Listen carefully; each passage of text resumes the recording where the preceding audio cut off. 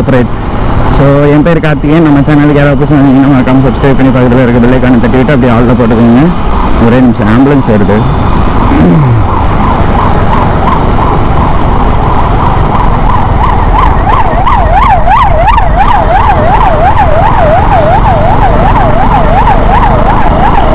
So இன்றைக்கி நம்ம வந்து ஒரு 2-3 பிளேஸ் எல்லாம் பிளான் பண்ணி வச்சுருக்கிறோம். ஸோ ஃபஸ்ட்டு வந்துட்டு நம்ம வந்து மெரினா பீச் போகலாம் அப்படின்னு சொல்லிட்டு ஒரு பிளானு. ஸோ அது கூகுள் மேப் போட்டு அப்படியே கிளம்பியாச்சு. நேற்றோட வீடியோ வந்து நம்ம அதாவது ஆக்சுவலாக சென்னை ரீச் ஆனதுக்கப்புறம் வீடியோ வந்துட்டு நான் வீட்டுக்கு போயிட்டு கண்டினியூ பண்ணுறேன், க்ளோஸர் கொடுக்குறேன் அப்படின்னு சொல்லியிருந்தேன். பட் என்னால் சுத்தமாக முடியல, ரொம்ப டயர்டாயிருச்சு. அதனால் போயிட்டு அப்படியே விட்டுட்டேன். ஸோ என்ன நினச்சிருங்க, இன்றைக்கி சண்டே அப்படிங்கிறதுனால காலையில் வந்து கூட்டம் அந்தளவுக்கு இருக்காது, கூட்டம் கம்மியாக தான் இருக்கும் அப்படிங்கிற மாதிரி நம்ம ப்ரோ சொல்லியிருந்தார், விக்கி ப்ரோ. சரி, ஓகே, ரைட்டு. ஆக்சுவலாக 9 மணிக்கே கிளம்பலான்னு பிளான் பண்ணியிருந்தேன். அவரும் வர்றேன் அப்படிங்கிற மாதிரி சொல்லியிருந்தார். சரி, நான் எந்திரிச்சிட்டேன், 7 மணிக்கே எந்திரிச்சிட்டு ரெடி ஆகிட்டேன். அவர் கேட்டேன் என்ன ப்ரோ அப்படின்னு. அவர் எதுவும் ரெஸ்பாண்ட் பண்ணல. சரி, நல்லா தூங்கிட்டு இருக்கிறாரு, ஏன் தூங்கிட்டு இருக்கிறாரு, டிஸ்டர்ப் பண்ணணும் அப்படின்னு சொல்லிட்டு, சரி நீங்கள் ரூம் மட்டும் எந்திரிச்சு க்ளோஸ் பண்ணிக்கோங்க, நான் அப்படியே போயிட்டு வந்துடுறேன் அப்படின்னு சொல்லிட்டு அப்படியே கிளம்பிட்டேன். ஆக்சுவலாக 1 வாரம் இருக்கலாம் அப்படின்னு தான் பிளான் பண்ணேன். அவர் வந்து தேர்ஸ்டே ஒரு ஃப்ரைடே வந்து நான் ஊருக்கு போகிற மாதிரி இருக்கும் அப்படின்னாரு. தேர்ஸ்டே ஃப்ரைடே நம்மளால் போக முடியாது, ஏன்னா நமக்கு ஆஃபீஸ் இருக்குது. நைட்டு கிளம்பி தான் அன்டைமில் போகிற மாதிரி தான் இருக்கும். ஷிஃப்ட் முடிச்சுட்டு அதுக்கப்புறம் கிளம்பி போகிற மாதிரி இருக்கும். ஸோ அது நமக்கு செட் ஆகாது, வேண்டாம்.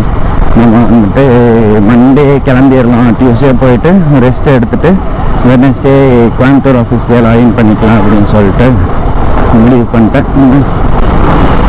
ஸோ நமக்கு இன்னும் மெரினா பீச்சுக்கு வந்து பார்த்திங்கன்னா ஒரு 17 கிலோமீட்டர்ஸ் இருக்குது. 17 மினிட்ஸ் காட்டுது. ஒரு 7 கிலோமீட்டர்ஸ் இருக்குது. இன்னைக்கு படத்துக்கு போகலான்னு சொல்லிட்டு நேற்று நைட்டு பிளான் பண்ணிவிட்டு நேற்று ஃபுல்லாக சர்ச் பண்ணிகிட்டு இருந்தோம். சரி, ஏதாவது இங்கே பக்கத்தில் இருக்க தேட்டரில் வந்து ஃப்ரீயாக இருக்கா அப்படின்னு சொல்லிட்டு சிவகார்த்திகேயன் படத்துக்கு. பட் ஆனால் வந்துட்டு எல்லா தேட்டருமே எல்லா ஷோவுமே ஃபுல்லாக இருக்குது. சரி, ரைட்டு, போக முடியாது அப்படின்னு சொல்லிட்டு அப்புறம் அப்படியே விட்டுட்டோம். ஏன்னா இன்றைக்கி சாயந்தரமோ இல்லை சாயந்தரம் அந்த மாதிரி எங்கேயாவது படத்துக்கு போகலாம் அப்படின்னு சொல்லிட்டு பிளான் பண்ணோம். சிட்டிக்குள்ளார எவ்வளோ ஸ்பீட் லிமிட்டுன்னு தெரியல. நம்ம மெதுவாகவே போய்க்கலாம். நம்ம எங்கேயாவது அழுத்தி பிடிச்சிட்டு போயிட்டு போலீஸ்காரங்க கொடுத்து ஃபைன் போட்டு எதுக்கு தேவையில்லாத வேலை. நம்ம பொறுமையாக ஒரு 40-50 அப்படியே உருட்டிகிட்டு போனோம். அடையார் போலீஸ் ஸ்டேஷன், கொல்லி வாயமுள்ள போலீஸ் ஸ்டேஷன் வருது. இந்த வீடியோ எல்லாம் எடுத்துகிட்டு போய் எங்கள் அப்பாவுக்கும் அம்மாவுக்கும், எங்கள் அப்பா வந்திருக்காரு சென்னை, அம்மா வந்ததில்லை. அம்மாவுக்கு எடுத்துகிட்டு போய் அம்மா இப்படி தான் இருக்குது சென்னை அப்படின்னு காட்டணும். எங்கள் அம்மா வந்துட்டு கோயம்புத்தூரை விட்டு மோஸ்ட்டாக வெளியூர் போனதுன்னா எங்கள் ஊர், அதாவது அம்மாவோட நேட்டு மைசூர், கர்நாடகா இந்த சைடு தான். இங்கே சென்னை இதெல்லாம் வந்து வந்திருக்காங்க. பட் வந்துட்டு எங்கேயும் வந்து பெருசாக சுற்றி எல்லாம் பார்க்கல. டைரெக்டாக பஸ் ஏறி வருவாங்க. ஒரே ஒரு டைம் தான் வந்திருக்காங்க. பஸ் ஏறி வந்தாங்க, வந்துட்டு நேராக ஒரு ஃபங்க்ஷன் போய் அட்டன் பண்ணிவிட்டு சரி சாயந்தரம் அவங்க கூட்டிகிட்டு போகிறோம் அப்படிங்கிற மாதிரி சொல்லியிருந்துருப்பாங்க போல். அப்புறம் அவங்களோட ஃபங்க்ஷன் பிஸிலாம் அவங்களால கூட்டிகிட்டு போக முடியல. அதுக்கப்புறம் சரின்னு சொல்லிட்டு இன்னொரு நாள் பார்த்துக்கலாம் அப்படின்னு சொல்லிட்டு அப்புறம் அப்படியே கிளம்பி வந்துட்டாங்க. ஆக்சுவலாக நான் எங்கள் அம்மாவை இப்போ கூப்பிட்டேன், வாங்க போகலாம், நான் கூட்டிகிட்டு போகிறவங்கள எப்படி இருந்தாலும் இந்த பைக்குக்கு அடிக்கிற பெட்ரோல் வந்து நான் காருக்கு அடிச்சுக்கிறேன். ஏன்னா ரெண்டுமே ஒரே மைலேஜ் தான் தருது. அதுவும் 20-25 தான் 22 தான் தரும். இது ஒரு 3 கிலோமீட்டர் எக்ஸ்ட்ரா தரும், அவ்வளோதான். பெருசாலாம் ஒன்றும் இல்லாமல் அதுக்கு அடிக்கிற பெட்ரோலே தான் நான் வந்து இதுக்கு அடிக்கணும்.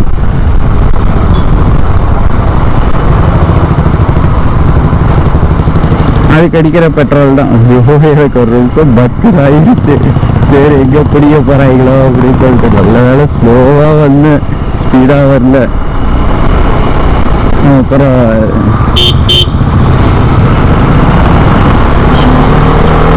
சரி அவங்களும் வந்து போயிட்டு வரலாம் அப்படின்னு சொல்லிட்டு கூப்பிட்டேன். அவங்க இல்லைடா வேண்டாம், இன்னொரு நாள் போய்க்கலாம், நீ போயிட்டு வா.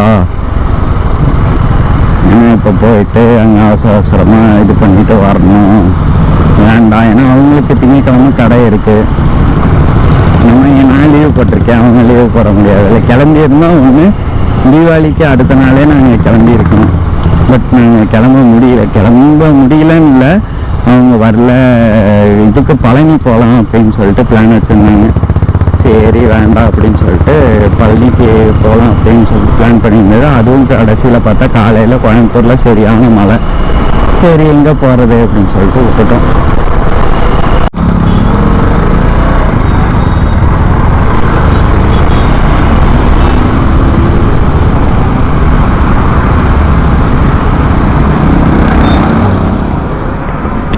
சார் இங்கே உள்ளே போகிறதுக்கு எப்படி போகிறது? ஆமாங்க சார், இதில் ஓகே, ஆர்ச்சில் போய் right. Okay thank you.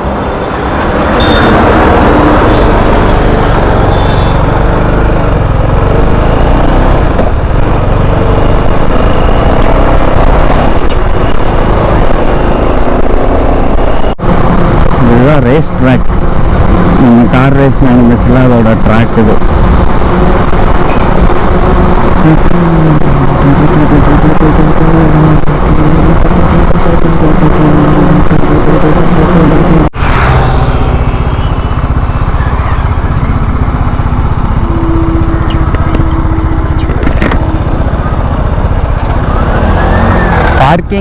Parking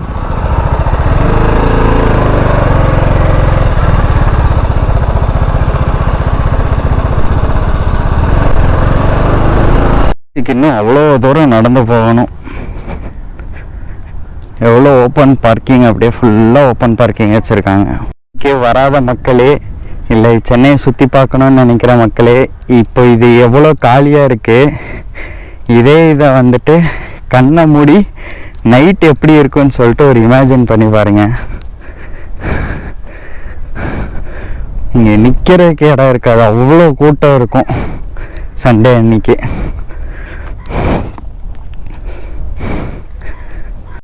beach பக்கத்தில் வந்துட்டோம். கண்ணுக்கு எட்டின தூரம் வரைக்கும் வெறும் தண்ணி தான். அந்த ஆகாயத்தை அப்படியே டச் பண்ணுற மாதிரியே ஒரு ஃபீல் ஆகுது.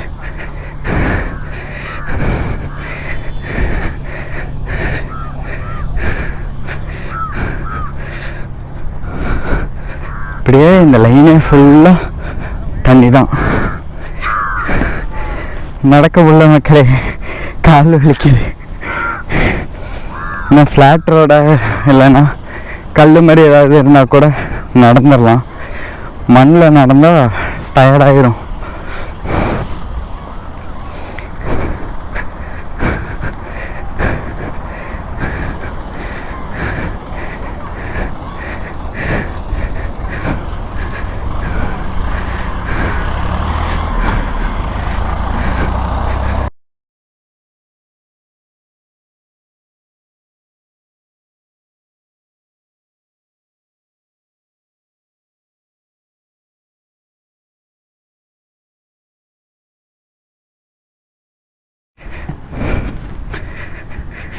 ஸோ மக்களே, மெரினா பீச்சுக்குள்ளார போயிட்டு கொஞ்சம் நேரம் விளாண்டுட்டு அதோட டைம் ஸ்லாப் வீடியோலாம் எடுத்து வச்சுருக்கேன்.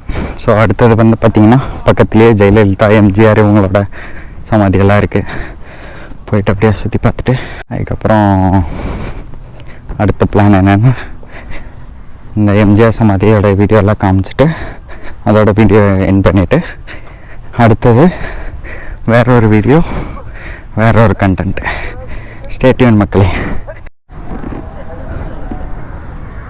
ஹலோ மக்களே, வெல்கம் பேக். ஸோ இப்போ வந்து நம்ம பார்த்திங்கன்னா எம்ஜிஆர் ஜெயலலிதாவோட சமாதிக்கு தான் போயிட்டுருக்கோம். இது வந்து அம்மா சமாதின்னு நினைக்கிறேன். பாரத் ரத்னம் எம்ஜிஆர். ஓகே, இது வந்து எம்ஜிஆரோடது சமாதி.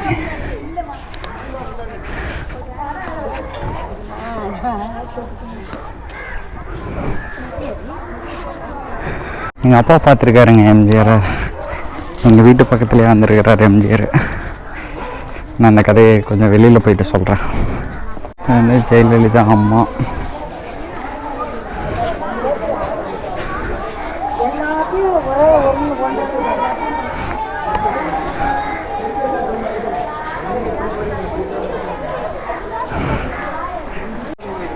சார் இதுக்குள்ளார என்ன இருக்குது சார்? இதுக்குள்ளார கேமரா ஆஃப் பண்ணிட்டு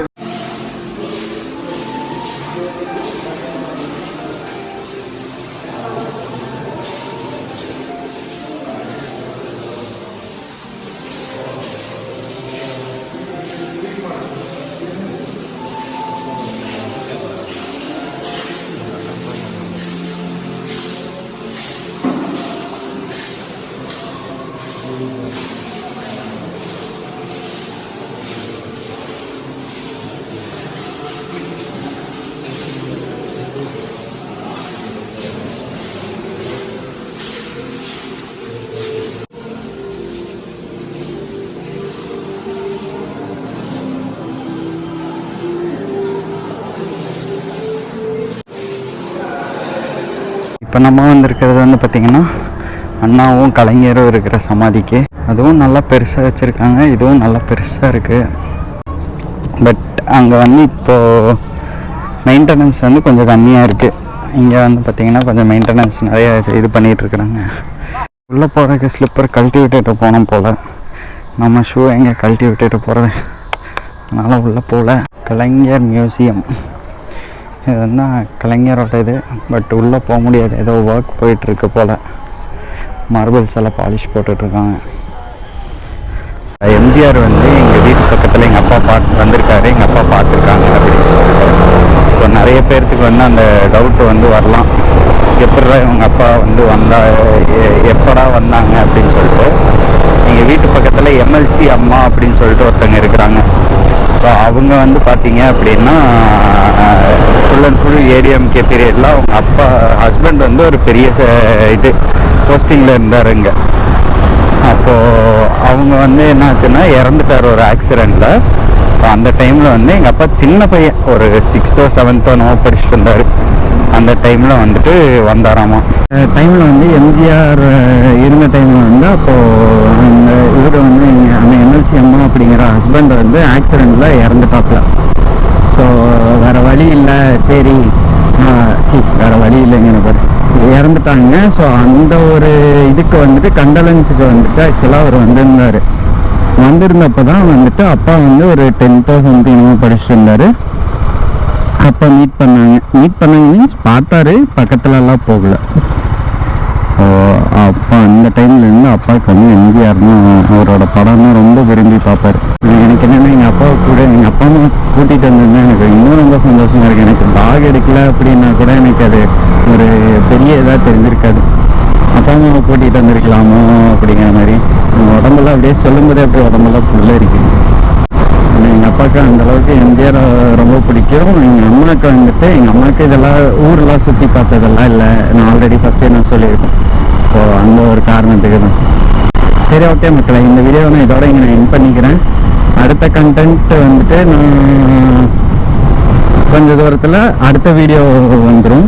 ஸோ மறக்காமல் அந்த வீடியோவை செக் பண்ணி பாருங்கள். Tata bye bye, love you all, take care.